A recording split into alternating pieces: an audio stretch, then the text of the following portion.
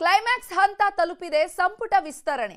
ನಾಳೆ ಸಂಜೆ 4:30ಕ್ಕೆ ದೆಹಲಿಯಲ್ಲಿ ಫೈನಲ್ ಸಭೆ ನಿಗದಿಯಾಗಿದೆ. ರಾಹುಲ್ ಗಾಂಧಿ ಖರ್ಗೆ ಮುಂದೆ ಪಟ್ಟಿ ಫೈನಲ್ ಆಗಲಿದೆ. ಅಂತೂ ಇಂತೂ ಕ್ಲೈಮ್ಯಾಕ್ಸ್ ಹಂತಕ್ಕೆ ತಲುಪಿದೆ ಸಂಪುಟ ವಿಸ್ತರಣೆ. ನಾಳೆ ಸಂಜೆಯೇ ಫೈನಲ್ ಆಗುವಂತಹ ಸಾಧ್ಯತೆ ಇದೆ. ನಾಳೆ ಪಟ್ಟಿ ಫೈನಲ್ ಆದ್ರೆ ಜುಲೈ 30ಕ್ಕೆ ಪ್ರಮಾಣ ವಚನ ಸ್ವೀಕಾರ ಮಾಡುವಂತಹ ಸಾಧ್ಯತೆ ಇದೆ. ರಾಜ್ಯಪಾಲರ ಜೊತೆ ಈಗಾಗಲೇ ಸಿಎಂ ದೂರವಾಣಿಯಲ್ಲಿ ಚರ್ಚೆಯನ್ನ ಕೂಡ ನಡೆಸಿದ್ದಾರೆ. ಜುಲೈ 30ರಂದು ಆಗದೇ ಇದ್ರೆ ಜುಲೈ 31ಕ್ಕೆ ಪ್ರಮಾಣ ವಚನ ಸ್ವೀಕಾರ ಮಾಡಿಸಲಿಕ್ಕೆ ಎಲ್ಲಾ ರೀತಿಯ ತಯಾರಿ ಕೂಡ ನಡೀತಾ ಇದೆ. ಮುಖ್ಯಮಂತ್ರಿ ಡಿಕೆ ಶಿವಕುಮಾರ್, ಮಾಜಿ ಮುಖ್ಯಮಂತ್ರಿ ಸಿದ್ದರಾಮಯ್ಯ, ಕೆಪಿಸಿಸಿ ಅಧ್ಯಕ್ಷರಾದ ಬಿಕೆ ಹರಿಪ್ರಸಾದ್ ಎಲ್ಲರೂ ಕೂಡ ದೆಹಲಿಯಲ್ಲಿದ್ದಾರೆ. ಎಐಸಿಸಿ ಅಧ್ಯಕ್ಷ ಮಲ್ಲಿಕಾರ್ಜುನ ಖರ್ಗೆ ಮತ್ತು ರಾಹುಲ್ ಗಾಂಧಿ ನೇತೃತ್ವದಲ್ಲಿ ಮಹತ್ವದ ಸಭೆಯನ್ನು ನಡೆಸಲಾಗಿದೆ. ಸಂಪುಟದಲ್ಲಿ ಖಾಲಿ ಇರುವಂತಹ ಸುಮಾರು 20 ಸ್ಥಾನಗಳನ್ನು ಭರ್ತಿ ಮಾಡೋದಕ್ಕೆ ನಾಯಕರು ಪ್ರತ್ಯೇಕವಾಗಿ ಪಟ್ಟಿ ಫೈನಲ್ ಮಾಡ್ಕೊಂಡು ತಗೊಂಡು ಹೋಗಿದ್ದಾರೆ.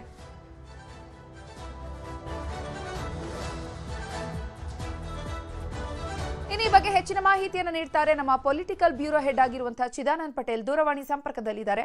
ಚಿದಾನಂದ್ ಪಟೇಲ್, ಇವತ್ತು ರಾಜ್ಯ ನಾಯಕರೆಲ್ಲರೂ ಕೂಡ ದೆಹಲಿಯಲ್ಲಿ ಬೀಡು ಬಿಟ್ಟಿದ್ದಾರೆ. ಇವತ್ತೇನೇನೆಲ್ಲ ಬೆಳವಣಿಗೆಗಳಾಯಿತು, ನಾಳೆಯೇ ಫೈನಲ್ ಆಗುತ್ತಾ?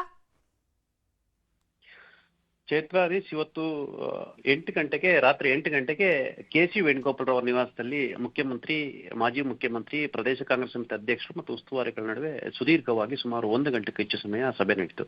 ಪ್ರತ್ಯೇಕವಾಗಿ 3 ನಾಯಕರೊಂದಿಗೆ ಕೆ.ಸಿ. ವೇಣುಗೋಪಾಲ್ ಚರ್ಚೆಯನ್ನು ಮಾಡಿದರು. ಚರ್ಚೆಯ ಸಂದರ್ಭದಲ್ಲಿ ಮುಂದೆ ಗೆಲ್ಲುವಂತರು ಯುವ ಮುಖಗಳಿಗೆ ಆದ್ಯತೆ ಕೊಡುವಂಥದ್ದು, ಜಾತಿವಾರು, ಸಾಮಾಜಿಕವಾರು, ಕ್ಷೇತ್ರವಾರು ಅವಕಾಶ ಕೊಡುವಂಥದ್ದು, ಮೊದಲ ಬಾರಿ ಗೆದ್ದಂಥವ್ರು ಮತ್ತು 3 ಬಾರಿ 4 ಬಾರಿ ಗೆದ್ದಂಥವ್ರು, ಹೊಸ ಮುಖಗಳು ಸಂಬಂಧಪಟ್ಟಾಗಿ ಮತ್ತು ಹಳಬರಿಗೆ ಯಾರಿಗೆಲ್ಲ ಕೊಡ್ಬೇಕೆಂಬುದ್ರ ಬಗ್ಗೆ ಚರ್ಚೆ ನಡೀತು. ಜೊತೆಗೆ ಇವತ್ತಿನ ಸಭೆಗೆ ಲೋಕಸಭೆ ವಿಪಕ್ಷ ನಾಯಕ ರಾಹುಲ್ ಗಾಂಧಿ ಅವರು ಕೂಡ ಆಗಮಿಸಬೇಕಾಗಿತ್ತು, ಆದರೆ ಆಗಮಿಸಲಿಲ್ಲ. ಕಳೆದ 1.5 ತಿಂಗಳಿಂದಲೂ ಒಂದು ರೀತಿ ಮ್ಯಾರಥಾನ್ ಸಭೆ ಅಂತಲೇ ಹೇಳಿದ್ರು ತಪ್ಪಾಗ್ಲಾರ್ದು. 1.5 ತಿಂಗಳು ಕೂಡ ಸಂಪುಟ ವಿಸ್ತರಣೆ ಕಸರತ್ತು ಮುಂದುವರೆದಿರ್ತಕ್ಕಂಥದ್ದು. ನೀಟ್ ಹೋರಾಟದ ಕಾರಣಕ್ಕಾಗಿ ಸುಮಾರು 10 ದಿನ ವಿಳಂಬ ಆಗಿರ್ತಕ್ಕಂಥದ್ದು. ನಾಳೆ ಸಂಜೆ 4:30 ಮತ್ತೆ ಸಭೆ ಇರ್ತಕ್ಕಂಥದ್ದು. ಎಐಸಿಸಿ ಅಧ್ಯಕ್ಷ ಮಲ್ಲಿಕಾರ್ಜುನ್ ಖರ್ಗೆ ಅವರ ನೇತೃತ್ವದಲ್ಲಿ ಎಐಸಿಸಿ ಕಚೇರಿ ಅಥವಾ ಮಲ್ಲಿಕಾರ್ಜುನ್ ಖರ್ಗೆ ಅವರ ನಿವಾಸದಲ್ಲಿ ನಾಳೆ ಸಭೆ ಇರ್ತಕ್ಕಂಥದ್ದು. ನಾಳಿನ ಸಭೆಗೆ ರಾಹುಲ್ ಗಾಂಧಿ ಕೂಡ ಆಗಮಿಸಿದ್ದಾರೆ. ನಾಳಿನ ಸಭೆ ಫೈನಲ್ ಮತ್ತು ಅಂತಿಮ ಸಭೆ ಅಂತಲೇ ಕರೆಯಲಾಗ್ತದೆ. ನಾಳಿನ ಸಭೆಯಲ್ಲಿ ಯಾರಿಗೆಲ್ಲ ಕೊಡಬೇಕು ಮತ್ತು ಯಾರಿಗೆಲ್ಲ ಕೊಟ್ರೆ ಅನುಕೂಲ ಎಂಬ ಲೆಕ್ಕಾಚಾರದೊಂದಿಗೆ ಅಂತಿಮವಾಗಿ ಪಟ್ಟಿಯನ್ನ ಫೈನಲ್ ಮಾಡಲಾಗುತ್ತೆ. ಗುರುವಾರ ಅಂದ್ರೆ ಜುಲೈ 30ನೇ ತಾರೀಕು ಗುರುವಾರ ಬೆಳಿಗ್ಗೆ ಹೈಕಮಾಂಡ್ ಪಟ್ಟಿಯನ್ನ ಯಾರೆಲ್ಲ ಮಂತ್ರಿ ಆಗ್ಬೇಕೆಂಬುದರ ಬಗ್ಗೆ ಅಂತಿಮ ಪಟ್ಟಿಯನ್ನ ಮುಖ್ಯಮಂತ್ರಿ ಡಿ ಕೆ ಶಿವಕುಮಾರ್ಗೆ ಕಳಿಸ್ಕೊಡ್ತಾರೆ. ನಂತರ ರಾಜ್ಯಪಾಲರು ಕರ್ನಾಟಕದಲ್ಲಿ ಇಲ್ಲದ ಕಾರಣಕ್ಕ ಈಗಾಗಲೇ ಮುಖ್ಯಮಂತ್ರಿಗಳು ಗುರುವಾರ ಒಂದು ವೇಳೆ ಸಂಪುಟ ಸಂಬಂಧಪಟ್ಟಗೆ ಮುಹೂರ್ತ ಫಿಕ್ಸ್ ಆದ್ರೆ ರಾಜ್ಯಪಾಲರು ಕೂಡ ಈಗಾಗಲೇ ದೂರವಾಣಿ ಕರೆ ಮಾಡಿ ಮನವಿಯನ್ನು ಮಾಡಿರ್ತಕ್ಕಂಥ ಅವತ್ತು ಸಂಜೆ ಬಹುತೇಕ ಸಂಪುಟಕ್ಕೆ ಮುಹೂರ್ತ ಆಗುವಂಥದ್ದು. ಸುಮಾರು 18ರಿಂದ 19 ಸಚಿವರು ಪ್ರಮಾಣ ವಚನ ಸ್ವೀಕರಿಸುವ ಸಾಧ್ಯತೆ ಇದೆ. ಗುರುವಾರ ಒಂದು ವೇಳೆ ಆಗಲಿಲ್ಲ ಅಂತೇಳಿ ಶುಕ್ರವಾರ ಬೆಳಿಗ್ಗೆ ಸಂಪುಟ ವಿಸ್ತರಣೆಯ ಮುಹೂರ್ತ ನಿಗದಿ ಆಗುವುದು ಖಚಿತ ಅಂತ ಹೇಳಲಾಗ್ತಿದೆ.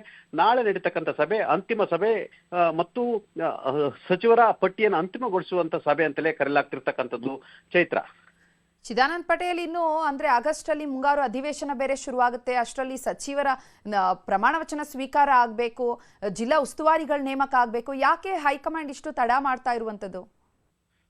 ನೀಟ್ ಹೋರಾಟ ಇತ್ತು ಮತ್ತು ಸಂಸತ್ನಲ್ಲಿ ಈಗಾಗಲೇ ನೀಟ್ ಹೋರಾಟ ಸಂಬಂಧಪಟ್ಟಗೆ ಕಲಾಪದಲ್ಲಿ ಕಾಂಗ್ರೆಸ್ ಪಕ್ಷ ಭಾಗಿಯಾಗಿತ್ತು ಮತ್ತು ಎಲ್ಲ ಕಾರಣಕ್ಕಾಗಿ ವಿಳಂಬ ಆಗ್ತಕ್ಕಂಥದ್ದು. ಮತ್ತು ರಾಹುಲ್ ಗಾಂಧಿ ವಿದೇಶ ಪ್ರವಾಸ ಕೂಡ ಕೈಗೊಂಡಿದ್ರು.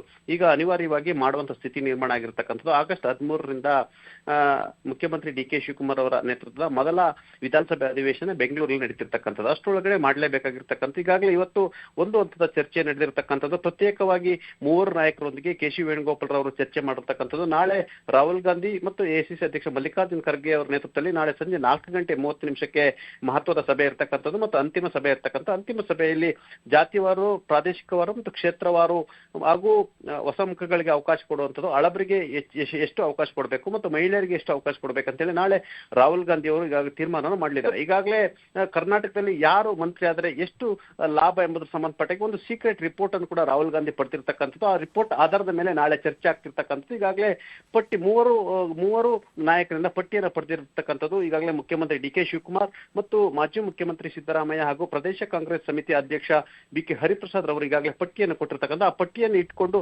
ನಾಳೆ ಅಂತಿಮವಾಗಿ ಸಭೆ ನಡೆಸಲಿದ್ದಾರೆ. ಸಭೆ ನಡೆಸಿದ ನಂತರ ಒಂದು ತಾರ್ಕಿಕ ಅಂತ್ಯಕ್ಕೆ ಬರಲಿದ್ದಾರೆ. ಅದಾದ ಬಳಿಕ ಗುರುವಾರ ಬೆಳಿಗ್ಗೆ ಪಟ್ಟಿಯನ್ನ ಮುಖ್ಯಮಂತ್ರಿ ಡಿ.ಕೆ. ಶಿವಕುಮಾರ್ ಅವರಿಗೆ ವರಿಷ್ಠರು ಕಳಿಸ್ಕೊಡ್ಲಿದ್ದಾರೆ. ನಂತರ ಗುರುವಾರ ಸಂಜೆ ಬಹುತೇಕ ಸಂಪುಟ ವಿಸ್ತರಣೆ ಮುಹೂರ್ತ ಫಿಕ್ಸ್ ಆಗುವ ಸಾಧ್ಯತೆ ಇರುವಂತದ್ದು. ಚೈತ್ರ. ಚಿದಾನಂದ್ ಪಟೇಲ್, ಇನ್ನು ಈಗ ಎರಡನೇ ಲಿಸ್ಟ್ ಬಿಡುಗಡೆ ಮಾಡ್ತಾರಲ್ಲ, ಫೈನಲ್ ಮಾಡಿದಾರಲ್ಲ ಪಟ್ಟಿ, ಉತ್ತರ ಕರ್ನಾಟಕ ಭಾಗದಿಂದ ಸಾಕಷ್ಟು ಶಾಸಕರ ಪೈಪೋಟಿ ಇದೆ, ಬೇಡಿಕೆ ಜಾಸ್ತಿ ಇದೆ. ಹಿರಿಯರಿಗೆ ಮಣೆ ಹಾಕುವಂತ ಸಾಧ್ಯತೆ ಇದೆಯೋ ಅಥವಾ ಇನ್ನೇನು ಕೆಲವೇ ತಿಂಗಳುಗಳಷ್ಟೇ ಬಾಕಿ ಇದೆ ಚುನಾವಣೆಗೆ, ಮುಂಬರುವಂತಹ ಚುನಾವಣೆಯನ್ನ ದೃಷ್ಟಿಯಲ್ಲಿ ಇಟ್ಕೊಂಡು ಆದ್ಯತೆಯನ್ನ ನೀಡುವಂತಹ ಸಾಧ್ಯತೆ ಇದೆಯಾ? ಖಂಡಿತವಾಗಿಯೂ 2028ರ ಚುನಾವಣೆ ಕೂಡ ಮುಖ್ಯ ಆಗಿರ್ತಕ್ಕಂಥದ್ದು. ಮತ್ತೆ 2028ಕ್ಕೆ ಮತ್ತೆ ಕಾಂಗ್ರೆಸ್ ಗೆಲ್ಲಬೇಕು, ಈಗಾಗಲೇ ಮತ್ತೆ ಅಧಿಕಾರಕ್ಕೆ ಬರ್ಬೇಕಂತ ಹೇಳಿ ಈಗಾಗಲೇ ಡಿ.ಕೆ. ಶಿವಕುಮಾರ್ ಅವರು ಕೂಡ ಅಂದ್ಕೊಂಡಿರ್ತಕ್ಕಂಥದ್ದು. ಮತ್ತೆ 2029ರ ಲೋಕಸಭೆ ಚುನಾವಣೆ ಕೂಡ ಮಾತುದಾಗಿರ್ತಕ್ಕಂಥದ್ದು. ಯಾಕಂತ ಹೇಳಿದ್ರೆ 2029ರ ಲೋಕಸಭೆ ಚುನಾವಣೆ ಕಾಂಗ್ರೆಸ್ ಪಾಲಿಗೆ, ಅದರಲ್ಲೂ ಕೂಡ ರಾಹುಲ್ ಗಾಂಧಿ ಅವರಿಗೆ ಡೂ ಆರ್ ಡೈ ಅನ್ನುವಂತ ಚುನಾವಣೆ ಅಂತ ಹೇಳಲಾಗ್ತದೆ. ಅವರ ನಾಯಕತ್ವದ ಮನಚು ಅಲ್ಲಿ ಗೊತ್ತಾಗ್ತಕ್ಕಂಥದ್ದು. ಯಾಕಂತ ಹೇಳಿದ್ರೆ ಒಂದು ವೇಳೆ 2029ರ ಚುನಾವಣೆಯಲ್ಲಿ ಕಾಂಗ್ರೆಸ್ ಹೀನಾಯವಾಗಿ ಸೋತ್ರೆ ಭವಿಷ್ಯದಲ್ಲಿ ರಾಹುಲ್ ಗಾಂಧಿ ಅವರ ನಾಯಕತ್ವಕ್ಕೆ ಕುತ್ತು ಬರುವ ಸಾಧ್ಯತೆ ಇರ್ತಕ್ಕಂಥದ್ದು. ಹಾಗಾಗಿ 2028 ಒಂದು ಕಡೆ 2029ರ ಲೋಕಸಭೆ ಚುನಾವಣೆ ಮಾತು ಆಗಿರ್ತಕ್ಕಂಥದ್ದು. ಹಾಗಾಗಿ ಮತವನ್ನು ತಂದು ಕೊಡುವಂತವರು ಹೊಸ ಮುಖಗಳಿಗೂ ಅವಕಾಶವನ್ನು ಕೊಡಬೇಕಾಗಿರ್ತಕ್ಕಂಥದ್ದು ಮತ್ತು ಹಳಬರು ಕೂಡ ಅವಕಾಶವನ್ನು ಕೊಡಬೇಕಾಗಿರ್ತಕ್ಕಂಥದ್ದು.